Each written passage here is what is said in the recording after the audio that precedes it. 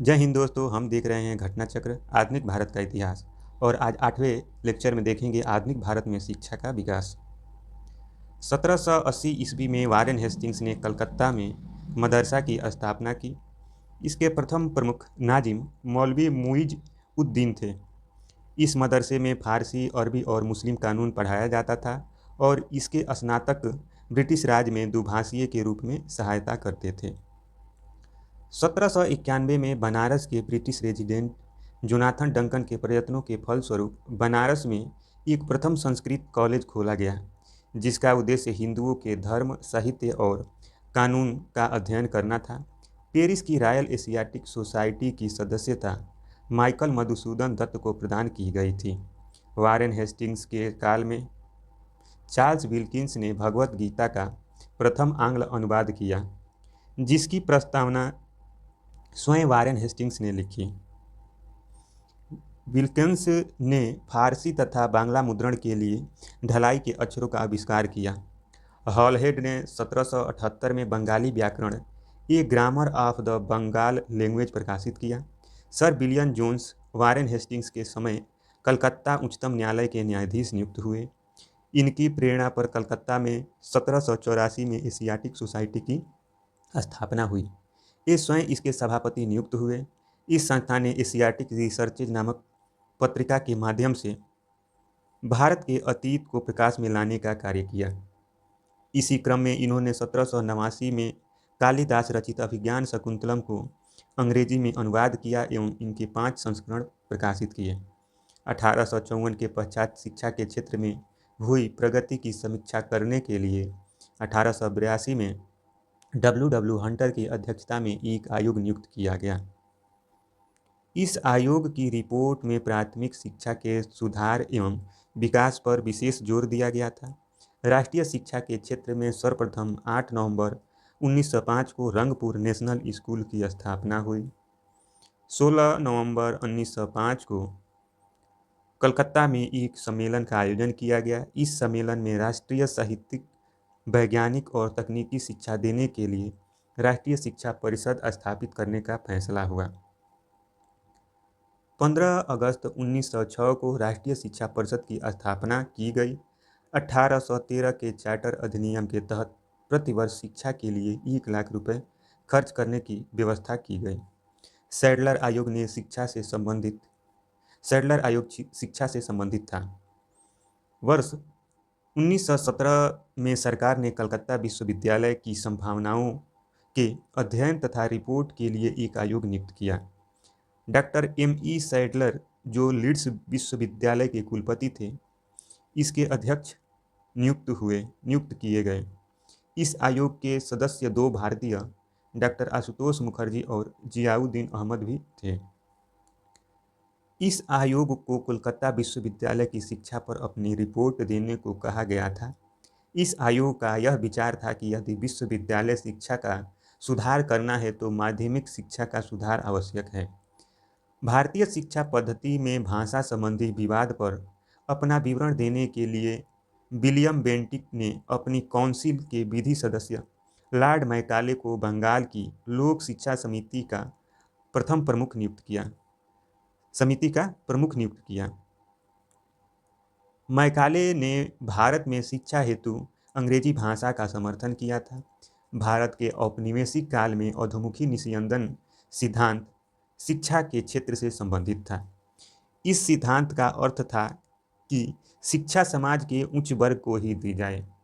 इस वर्ग से छन कर ही शिक्षा का असर जन सामान्य तक पहुँचे। भारत में आधुनिक शिक्षा प्रणाली की नींव 1835 ईस्वी के मैकाले के स्मरण पत्र से पड़ी। मैकाले ने भारतीय रीति रिवाजों के लिए अपना तिरस्कार इन शब्दों में व्यक्त किया। यूरोप के एक अच्छे पुस्तकालय की एक अलमारी का एक कक्ष भारत और अरब के समस्त साहित्य से अधिक मूल्यवान है। लॉर्ड विलियम बेंटिक के काल में 7 मार्च 1835 को प्रस्ताव द्वारा मैकाले का दृष्टिकोण अपना लिया गया। Governor general lord William Cavendish Bentinck 1828 से 35 ईस्वी के शासनकाल में 7 मार्च 1835 को लॉर्ड मैकाले के प्रस्ताव को स्वीकृत कर भारत में अंग्रेजी शिक्षा अंग्रेजी उच्च शिक्षा का माध्यम मान लिया गया। भारत में अंग्रेजी शिक्षा का मैग्ना कार्टा कहे जाने वाले 1854 के चार्ल्स वुड डिस्पैच को आधार बनाकर लंदन विश्वविद्यालय की तर्ज पर ब्रिटिश भारत में 3 विश्वविद्यालय कलकत्ता, मद्रास एवं बम्बई की स्थापना 1857 में की गई। डी.के. कर्वे के प्रयत्नों से बम्बई में प्रथम महिला विश्वविद्यालय की स्थापना हुई। ये महाराष्ट्र के समाज सुधारक एवं सामाजिक कार्यकर्ता थे। इन्होंने विधवाओं के उत्थान के लिए विधवा विवाह प्रतिबंध निवारण मंडली की भी स्थापना की थी। 1896 ईस्वी में उन्होंने पूना में विधवा गृह की स्थापना की थी। उन्होंने स्वयं एक ब्राह्मणी विधवा से विवाह किया था। वर्ष 1958 में इन्हें भारत रत्न प्रदान किया गया। डेक्कन एजुकेशनल सोसाइटी की स्थापना मूलतः न्यू इंग्लिश स्कूल के प्रारंभ 1880 के साथ पुणे में की गई तथा 1884 में डेक्कन एजुकेशन सोसाइटी औपचारिक रूप से गठित की गई। इस संस्था के संस्थापकों में बी.के. चिपलूणकर, बी.जी. तिलक, गोपाल गणेश आगरकर एवं एम.बी. नाम जोशी प्रमुख थे। राजा राम मोहन राय आधुनिक शिक्षा के सबसे प्रारंभिक प्रचारकों में से एक थे। 1817 में इन्हें डेविड हेयर एवं अलेक्जेंडर डफ के साथ मिलकर कलकत्ता में प्रसिद्ध हिंदू कॉलेज की स्थापना की थी। मेयो कॉलेज की स्थापना 1875 में, अजमेर मुस्लिम एंग्लो ओरिएंटल कॉलेज की स्थापना 1875 में, अलीगढ़ में एवं दिल्ली कॉलेज की स्थापना 1824 में हुई थी। भारतीय विश्वविद्यालयों में धार्मिक शिक्षा देने के लिए मदन मोहन मालवीय ने प्रबल रूप से वकालत की। इन्होंने वर्ष 1916 में बनारस हिंदू विश्वविद्यालय की स्थापना की और वर्ष 1919 से 1929 तक इसके कुलपति बने रहे। उन्होंने Hindustan, the Indian Union, Abhyudaya तथा मर्यादा नामक समाचार पत्र और पत्रिकाएं प्रकाशित की। प्रश्न संख्या 1 है, भारत में अंग्रेजों ने प्रथम मदरसा स्थापित किया था? तो कोलकाता में स्थापित किया था। 1780 में वारेन हेस्टिंग्स ने कलकत्ता में मदरसा की स्थापना की थी। प्रश्न संख्या 2 है, एशियाटिक सोसाइटी ऑफ बंगाल के संस्थापक थे? तो सर विलियम जोन्स थे। ऑप्शन ए सही है। 1784 में हेस्टिंग के सहयोगी सर विलियम जोन्स ने एशियाटिक सोसाइटी ऑफ बंगाल की स्थापना की ताकि एशिया के सामाजिक तथा प्राकृतिक इतिहास, पुरातत्व संबंधी कला, विज्ञान तथा साहित्य का अध्ययन किया जा सके। 1791 में बनारस के ब्रिटिश रेजिडेंट जोनाथन डंकन के प्रयत्नों के फलस्वरूप बनारस में प्रथम संस्कृत कॉलेज खोला गया।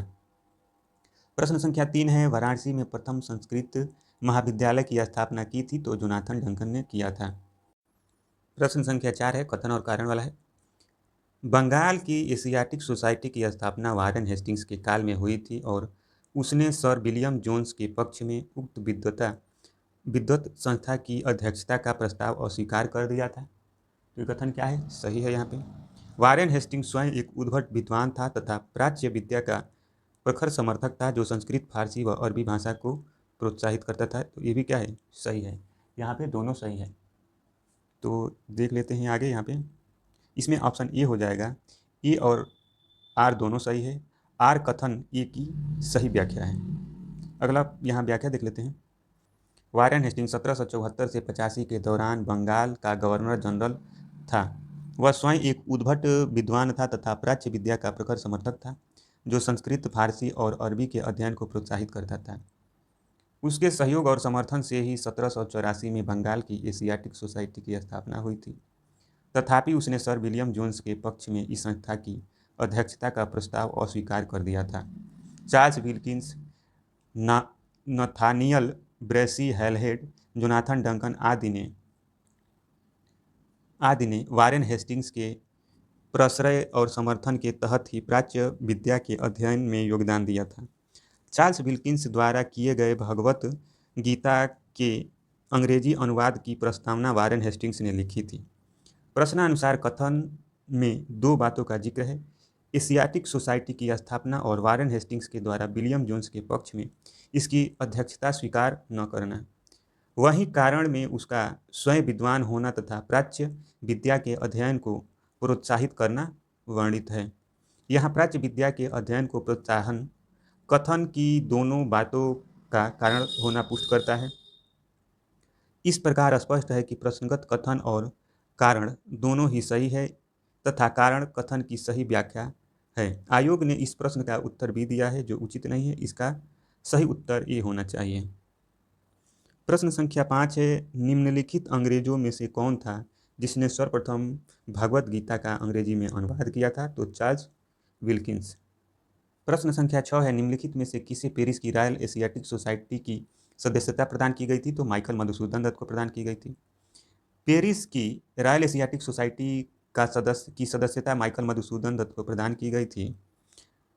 The society Asiatic the Asian society की स्थापना 1822 में की गई थी। 1829 ईस्वी में शाही फरमान द्वारा इसकी स्थापना की पुष्टि की गई थी। निम्नलिखित में से किसने कालिदास की प्रसिद्ध रचना शकुंतला का पहली बार अंग्रेजी में अनुवाद किया था? तो सर विलियम जोन्स ने अनुवाद किया था। Sir William Jones Warren Hastings के समय कलकत्ता उच्चतम न्यायालय के न्यायाधीश नियुक्त हुए। इनकी प्रेरणा पर 1784 में कलकत्ता में एशियाटिक सोसाइटी की स्थापना हुई एवं ये स्वयं इसके सभापति नियुक्त हुए। इस संस्था ने एशियाटिक रिसर्चेज नामक पत्रिका के माध्यम से भारत के अतीत को प्रकाश में लाने का कार्य किया। इसी क्रम में इन्होंने 1789 में कलकत्ता कालिदास रचित अभिज्ञान शकुंतलम का अंग्रेजी में अनुवाद किया और इसके 5 संस्करण प्रकाशित किए। अगला प्रश्न है यहाँ पे, स्वतंत्रता पूर्व अवधि में ब्रिटिश सरकार द्वारा भारत में आधुनिक शिक्षा के प्रसार का मुख्य उद्देश्य क्या था? तो मुख्य उद्देश्य यहाँ पर था छोटे प्रशासनिक पदों पर नियुक्ति हेतु शिक्षित भारतीयों की आवश्यकता। ब्रिटिश राज द्वारा भारत में अंग्रेजी शिक्षा का प्रसार करवाने के पीछे मुख्य कारण था प्रशासन का खर्च कम करने की चिंता। इसके लिए सरकार शिक्षित भारतीयों की संख्या बढ़ाना चाहती थी जिससे प्रशासन और ब्रिटिश व्यावसायिक प्रतिष्ठानों की छोटे कर्मचारियों और बढ़ती हुई जरूरतों को पूरा किया जा सके। प्रश्न संख्या 9 है, ब्रिटिश सरकार के किस अधिनियम ने सबसे पहली बार भारत में शिक्षा के लिए 1 लाख रुपए दिए थे? तो ये था चार्टर अधिनियम 1813। 1813 के चार्टर अधिनियम के तहत कंपनी ने पहली बार शिक्षा के प्रति सरकारी उत्तरदायित्व उठाया। प्रतिवर्ष शिक्षा के लिए 1 लाख रुपए खर्च करने की व्यवस्था इस अधिनियम ने की थी। प्रश्न संख्या 10 है, वुड डिस्पैच के बारे में निम्नलिखित में से कौन सा कथन सत्य है? सहायता अनुदान व्यवस्था ग्रांट्स इन एड की शुरुआत की गई थी। तो वुड डिस्पैच में इसको शुरुआत की गई थी और विश्वविद्यालय की स्थापना की सिफारिश की गई थी। यह भी सिफारिश की गई थी विश्वविद्यालय की स्थापना की। शिक्षा का स्तर सभी स्तरों पर शिक्षण के माध्यम में अंग्रेजी की सिफारिश थी। तो ये क्या है, यहाँ पे सभी माध्यमों में नहीं थी, ये केवल उच्च शिक्षा में थी। तो यहाँ देख लेते हैं 1 और 2 सही हो जाएगा इसमें। वुड डिस्पैच या वुड घोषणा पत्र ब्रिटिश ईस्ट इंडिया कंपनी के बोर्ड ऑफ कंट्रोल के अध्यक्ष चार्ल्स वुड द्वारा 1854 में जारी किया गया था। इस घोषणा पत्र में भारतीय शिक्षा पर एक व्यापक योजना प्रस्तुत की गई थी। इस घोषणा पत्र में शिक्षा के उद्देश्य, माध्यम, सुधारों आदि पर विचार किया गया था। इस घोषणा पत्र को भारत में अंग्रेजी शिक्षा का मैग्ना कार्टा भी कहा जाता है। प्रस्ताव में सरकार ने पाश्चात्य शिक्षा के प्रसार को अपना उद्देश्य बनाया। उच्च शिक्षा को अंग्रेजी भाषा के माध्यम से दिए जाने पर बल दिया गया, परंतु साथ ही देसी भाषाओं के विकास को भी महत्व दिया गया। इस घोषणा पत्र के अनुसार लंदन विश्वविद्यालय के आधार पर कलकत्ता, मुंबई एवं मद्रास प्रेसिडेंसी में एक विश्वविद्यालय की स्थापना की व्यवस्था की जाए। इसमें इस बात पर बल दिया गया कि सरकारी शिक्षण संस्थानों में दी जाने वाली शिक्षा धर्मनिरपेक्ष हो। शिक्षा के क्षेत्र में निजी प्रयत्नों को प्रोत्साहित करने के लिए अनुदान सहायता की पद्धति चलाने की सिफारिश भी की गई। अगला प्रश्न है, वुड के 1854 के प्रेषण के संबंध में निम्नलिखित कथनों पर विचार कीजिए। इसमें उच्च अध्ययन के लिए शिक्षा के माध्यम के रूप में अंग्रेजी की सिफारिश की गई थी। तो सिफारिश की गई थी, सही है, ये उच्च शिक्षा के लिए अंग्रेजी की सिफारिश की गई थी। और इसने महिला शिक्षा और व्यावसायिक प्रशिक्षण पर जोर दिया, ये भी सही है। तो यहाँ पे दोनों सही हो जाएगा, 1 और 2 दोनों सही है। शिक्षा के विकास का दूसरा चरण लॉर्ड डलहौजी के कार्यकाल में शुरू हुआ। सर चार्ल्स वुड की अध्यक्षता में गठित समिति ने 1854 में भारत में भावी शिक्षा की एक बृहद योजना तैयार की, जिसे वुड डिस्पैच भी कहा जाता है, जिसमें उच्च शिक्षा को अंग्रेजी भाषा के माध्यम में दिए जाने पर बल दिया गया, परंतु साथ ही इसमें देसी भाषा के विकास पर भी जोर दिया गया। इस डिस्पैच में महिला शिक्षा और व्यावसायिक प्रशिक्षण की आवश्यकता पर बल दिया गया था। अतः कथन कथन 1 और 2 दोनों सही हैं। प्रश्न संख्या 12 है, चार्ल्स वुड के आदेश पत्र निम्नलिखित में से किससे संबंधित था? तो शिक्षा से संबंधित था। वुड घोषणा पत्र बोर्ड ऑफ कंट्रोल के अध्यक्ष चार्ल्स वुड द्वारा 19 जुलाई 1854 को जारी किया गया था। इस घोषणा पत्र में भारतीय शिक्षा पर एक व्यापक योजना प्रस्तुत की गई, जिसे वुड डिस्पैच कहा गया। 100 अनुच्छेदों वाले इस प्रस्ताव में शिक्षा के उद्देश्य, माध्यम, सुधारों आदि पर विचार किया गया था। घोषणा पत्र को भारत में अंग्रेजी शिक्षा का मैग्ना कार्टा भी कहा जाता है। इस घोषणा पत्र में सरकार ने पाश्चात्य शिक्षा के प्रसार को अपना उद्देश्य बनाया। उच्च शिक्षा को अंग्रेजी भाषा के माध्यम से दिए जाने पर बल दिया गया, परंतु साथ ही देसी भाषा के विकास को भी महत्व दिया गया। इसके अनुसार लंदन विश्वविद्यालय के आधार पर कलकत्ता, बम्बई एवं मद्रास में एक एक विश्वविद्यालय की स्थापना की व्यवस्था की गई। प्रश्न संख्या 13 है, भारत में अंग्रेजी शिक्षा व्यवस्था का मैग्ना कार्टा किसे कहा जाता है? तो ये शिक्षा वुड डिस्पैच 1854 को। प्रश्न संख्या यहाँ पे 14 है, हंटर कमीशन की रिपोर्ट में विकास पर विशेष जोर दिया गया था। तो किसके विकास पर विशेष जोर दिया गया था? तो ये प्राथमिक शिक्षा के विकास पर जोर दिया गया था। 1854 ईस्वी के पश्चात शिक्षा के क्षेत्र में हुई प्रगति की समीक्षा करने के लिए 1882 में लॉर्ड रिपन ने W. हंटर की अध्यक्षता में प्रथम भारतीय शिक्षा आयोग नियुक्त किया गया। इस आयोग की रिपोर्ट में प्राथमिक शिक्षा के सुधार एवं विकास पर विशेष जोर दिया गया था। प्रश्न संख्या 15 है, प्रथम भारतीय शिक्षा आयोग की नियुक्ति किसने और किस वर्ष की थी? तो लॉर्ड रिपन ने वर्ष 1882 में की थी। लॉर्ड रिपन ने वर्ष 1882 में की थी। अगला प्रश्न है यहाँ पे, नेशनल काउंसिल ऑफ एजुकेशन की स्थापना कब हुई थी? तो 15 अगस्त 1906 को हुई थी। नेशनल काउंसिल ऑफ एजुकेशन की स्थापना 15 अगस्त 1906 को हुई थी। राष्ट्रीय शिक्षा के क्षेत्र में सर्वप्रथम 1905 में रंगपुर नेशनल स्कूल की स्थापना हुई। 16 नवंबर 1905 को कोलकाता में एक सम्मेलन का आयोजन किया गया। इस सम्मेलन में राष्ट्रीय स्तर पर साहित्यिक, वैज्ञानिक और तकनीकी शिक्षा देने के लिए राष्ट्रीय शिक्षा परिषद स्थापित करने का फैसला हुआ। 15 अगस्त 1906 को राष्ट्रीय शिक्षा परिषद की स्थापना की गई। प्रश्न संख्या 17 है, सैडलर आयोग संबंधित था? तो शिक्षा से संबंधित था। सैडलर आयोग किससे संबंधित था? तो सैडलर आयोग शिक्षा से संबंधित था। सैडलर आयोग पूरा नाम कलकत्ता विश्वविद्यालय आयोग शिक्षा से संबंधित था। वर्ष 1917 में सरकार ने कलकत्ता विश्वविद्यालय की संभावनाओं के अध्ययन तथा रिपोर्ट के लिए एक आयोग नियुक्त किया।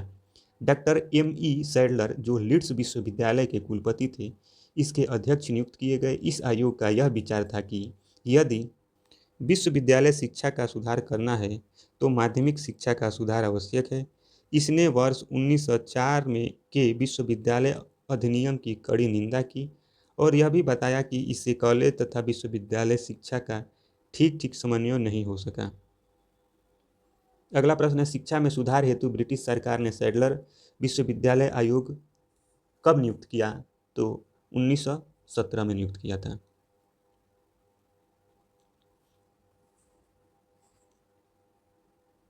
प्रश्न संख्या 19 है, 1902 में लॉर्ड कर्जन ने 2 भारतीय सदस्यों को सम्मिलित करते हुए एक विश्वविद्यालय आयोग का गठित किया। वे कौन थे?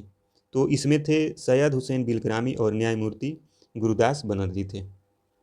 वायसराय लॉर्ड कर्जन ने शैक्षिक सुधारों के तहत 1902 में सर थॉमस रैले की अध्यक्षता में एक विश्वविद्यालय आयोग का गठन किया। इस आयोग के सदस्यों में 2 भारतीय सदस्य सैयद हुसैन बिलग्रामी तथा न्यायमूर्ति गुरुदास बनर्जी को नियुक्त किया गया। इस आयोग द्वारा किए गए सुझावों के आधार पर भारतीय विश्वविद्यालय अधिनियम 1904 पारित किया गया। अगला प्रश्न है, लॉर्ड मैकाले संबंधित है? तो अंग्रेजी शिक्षा से संबंधित है लॉर्ड मैकाले।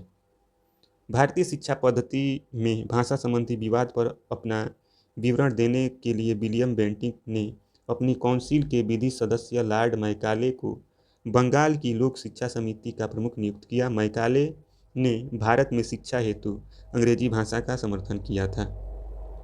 प्रश्न संख्या 21 है, भारत के औपनिवेशिक काम में अधोमुखी निस्यंदन सिद्धांत किस क्षेत्र से संबंधित था?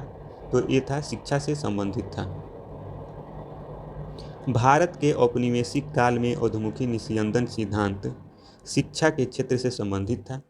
इस सिद्धांत का अर्थ था कि शिक्षा समाज के उच्च वर्ग को ही दी जाए। इस वर्ग से छन छन कर ही शिक्षा का असर जन सामान्य तक पहुँचे। मैकाले का कहना था कि सीमित साधनों के से समस्त जनता को शिक्षित करना असंभव है। प्रश्न संख्या 22 है, भारत के शैक्षणिक नीति में फिल्ट्रेशन थ्योरी के प्रतिपादक थे? तो मैकाले थे। प्रश्न संख्या 23 है, भारत में आधुनिक शिक्षा प्रणाली की नींव किससे पड़ी थी? तो 1835 के मैकाले के संस्मरण पत्र से पड़ी थी। भारत में आधुनिक शिक्षा प्रणाली की नींव 1835 के मैकाले संस्मरण पत्र से पड़ी थी। मैकाले ने भारतीय रीति रिवाजों के लिए अपना तिरस्कार इन शब्दों में व्यक्त किया, यूरोप के एक अच्छे पुस्तकालय की एक अलमारी की एक कक्ष भारत और अरब के समस्त साहित्य से अधिक मूल्यवान है। लॉर्ड विलियम बेंटिक के काल में 7 मार्च 1835 के एक प्रस्ताव द्वारा मैकाले का दृष्टिकोण अपना लिया गया। प्रश्न संख्या 24 है, मैकाले ने भारतीय शिक्षा पर अपना प्रसिद्ध मिनट कब जारी किया? तो 2 फरवरी 1835 को अपना प्रसिद्ध मिनट, जिसको मैकाले मिनट के नाम से भी जानते हैं। भारत में शिक्षा के माध्यम को लेकर छिड़े प्राच्य पाश्चात्य विवादों को दूर करने के लिए लॉर्ड विलियम बेंटिक ने अपने काउंसिल के एक विधि सदस्य मैकाले को बंगाल की लोक शिक्षा समिति का प्रधान नियुक्त किया। उसने 1813 के चार्टर एक्ट की शिक्षा संबंधी धारा की व्याख्या करने को कहा। 2 फरवरी 1835 को मैकाले ने अपना विवरण प्रस्तुत किया, जिसे मैकाले मिनट के नाम से भी जाना जाता है, जिससे भारतीय भाषा, साहित्य और संस्कृति की तीखी आलोचना की गई। मैकाले द्वारा प्रस्तुत विवरण मैकाले मिनट को तत्कालीन भारत के governor general lord William Bentinck द्वारा 7 मार्च 1835 को स्वीकार कर लिया गया तथा भारत में उच्च शिक्षा का माध्यम अंग्रेजी को स्वीकार कर लिया गया। प्रश्न संख्या 25 है, निम्नलिखित में से किससे या किन से भारत में अंग्रेजी शिक्षा की नींव पड़ी? तो इसमें 1813 के चार्टर एक्ट द्वारा भी अंग्रेजी शिक्षा की नींव पड़ी थी। General committee of public instruction 1823 के द्वारा भी और प्राच्य एवं आंग्ल विवाद इसके द्वारा भी अंग्रेजी शिक्षा की नींव पड़ी थी। तो इसमें 1, 2, 3 हो जाएगा, देख लेते हैं व्याख्या। ईस्ट इंडिया कंपनी ने ओरिएंटल शिक्षा की प्रचलित प्रणाली को हतोत्साहित किया तथा पश्चिमी शिक्षा और अंग्रेजी भाषा को बढ़ावा दिया। 1813 के चार्टर अधिनियम में भारत में शिक्षा के प्रसार के लिए प्रति वर्ष 1 लाख रुपए खर्च करने का प्रावधान को अपनाया गया। 1823 में general committee of public instruction का गठन किया गया। इसकी जिम्मेदारी शिक्षा के लिए 1 लाख रुपए देने की थी। समिति में 10 यूरोपीय सदस्य शामिल थे। इसके बाद governor general lord William Cavendish Bentinck 1828 से 35 के शासनकाल में 7 मार्च 1835 को लॉर्ड मैकाले के प्रस्ताव को स्वीकृत कर भारत में अंग्रेजी शिक्षा को उच्च शिक्षा का माध्यम मान लिया गया। भारत में आंग्ल शिक्षा के समर्थकों का नेतृत्व मुनरो एवं एल्फिंस्टन, जबकि एच.टी. प्रिंसेप प्राच्य शिक्षा के समर्थकों के नेतृत्व करते थे। प्रश्न संख्या 26 है, किसके शासनकाल में भारत में अंग्रेजी शिक्षा आरंभ की गई? तो ये लॉर्ड विलियम कैवेंडिश बेंटिक के शासनकाल में अंग्रेजी शिक्षा प्रारंभ की गई। Governor general lord William Cavendish Bentinck 1828 से 35 ईस्वी के शासनकाल में 7 मार्च 1835 को लॉर्ड मैकाले के प्रस्ताव को स्वीकृत कर भारत में अंग्रेजी को उच्च शिक्षा का माध्यम मान लिया गया। भारत में आंग्ल शिक्षा के समर्थकों का नेतृत्व मुनरो एवं एल्फिंस्टन ने किया था। जबकि H.T. प्रिंसेप प्राच्य शिक्षा के समर्थकों के नेतृत्व करता थे। अगला प्रश्न है, प्रश्न के 27 है, भारत में प्रथम 3 विश्वविद्यालय कलकत्ता, मद्रास, बम्बई की स्थापना कब हुई थी? तो 1857 में हुई थी। भारत में अंग्रेजी शिक्षा का मैग्ना कार्टा कहे जाने वाले 1854 के चार्ल्स वुड के डिस्पैच को आधार बनाकर लंदन विश्वविद्यालय की तर्ज पर ब्रिटिश भारत में 3 विश्वविद्यालय कलकत्ता, मद्रास एवं बम्बई की स्थापना 1857 में की गई। किसके सतत प्रयत्नों से बम्बई में प्रथम महिला विश्वविद्यालय की स्थापना हुई थी? तो D.K. कर्वे के प्रयत्नों से। D.K. कर्वे के सतत प्रयत्नों से वर्ष 1916 में बम्बई में प्रथम महिला विश्वविद्यालय की स्थापना हुई। ये महाराष्ट्र के समाज सुधारक एवं सामाजिक कार्यकर्ता थे। इन्होंने विधवाओं के उत्थान के लिए विधवा विवाह प्रतिबंध निवारण मंडली की भी स्थापना की थी। 1896 में इन्होंने पूना में विधवा गृह की स्थापना की थी। उन्होंने स्वयं एक विधवा ब्राह्मणी से विवाह किया। वर्ष 1858 में इन्हें भारत रत्न प्रदान किया गया। अगला प्रश्न है यहाँ पे, डेक्कन एजुकेशनल सोसाइटी की स्थापना से कौन संबंधित था? तो ये बीजी तिलक, बाल गंगाधर तिलक। डेक्कन एजुकेशनल सोसाइटी की स्थापना 1880 में मूलतः न्यू इंग्लिश स्कूल के प्रारंभ के साथ पुणे में की गई थी तथा 1884 ईस्वी में डेक्कन एजुकेशन सोसाइटी औपचारिक रूप से गठित की गई। इस संस्था के संस्थापकों में B.K. चिपलूणकर, बीजी तिलक, M.B. नामजोशी और गोपाल गणेश आगरकर प्रमुख थे। जस्टिस रानाडे इस सोसाइटी के संस्थापक नहीं बल्कि इसके 5 संरक्षकों में से एक थे। अगला प्रश्न है यहाँ पे, Mohammedan Anglo oriental college Aligarh की स्थापना निम्नलिखित में से किस वर्ष हुई थी? तो 1875 में हुई थी। मोहम्मडन एंग्लो ओरिएंटल कॉलेज की स्थापना सर सैयद अहमद खां ने 1875 ईस्वी में अलीगढ़ में नाम पर की थी। 1877 में इन्होंने इसका नाम बदलकर मोहम्मदन एंग्लो ओरिएंटल कॉलेज रखा। आगे चलकर 1920 ईस्वी में इस कॉलेज का नाम बदलकर अलीगढ़ मुस्लिम विश्वविद्यालय कर दिया गया।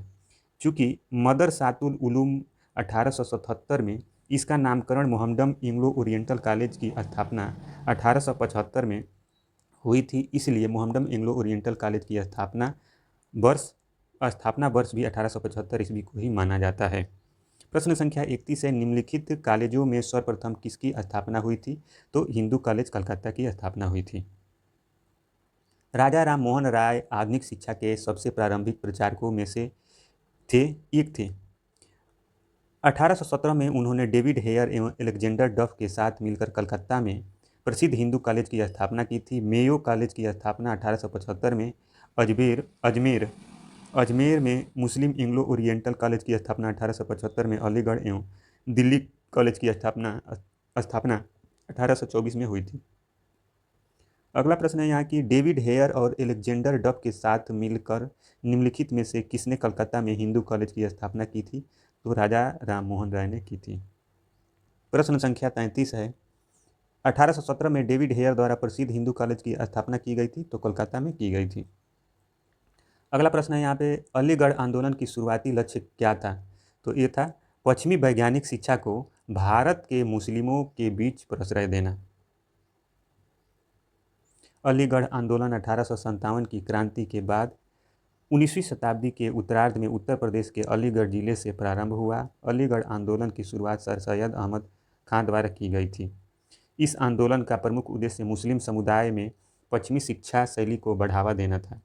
इसके आंदोलनकारियों का मानना था कि मुस्लिम समुदाय का सामाजिक जीवन पश्चिमी वैज्ञानिक ज्ञान और शैली को अपनाकर बेहतर किया जा सकता है। अगला प्रश्न है यहाँ पे, प्रश्न संख्या 35 है, भारत में औपनिवेशिक शासन के दौरान शैक्षणिक संस्थाओं के संदर्भ में निम्नलिखित युग्मों पर विचार कीजिए। तो इसमें कौन सा सही सुमेलित है? तो बनारस संस्कृत कॉलेज, ये तो जोनाथन डंकन ने किया था, नहीं सुमेलित है।